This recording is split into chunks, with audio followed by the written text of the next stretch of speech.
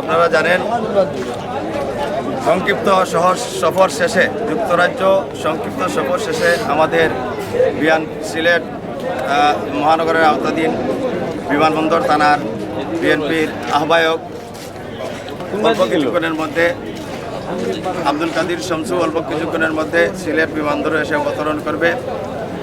তার এই সংক্ষিপ্ত সফর শেষে অবতরণ উপলক্ষে আমরা আজকে তাকে রিসিভ করার জন্য সিলেট আন্তর্জাতিক বিমানবন্দরে আমরা বিএনপি যুবদল, স্বেচ্ছাসেবক দল, ছাত্র দলের নেতাকর্মী সহ আমরা বন্ধুমহল আমরা এখানে তাকে রিসিভ করার জন্য এসেছি।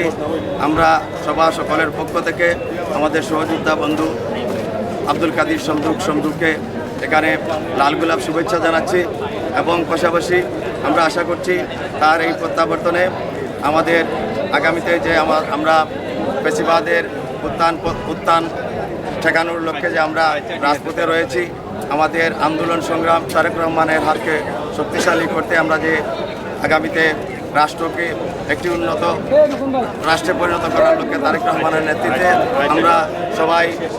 আমরা সবাই একযোগে কাজ করে যাব, ব্যক্ত করছি। ধন্যবাদ আপনাকে।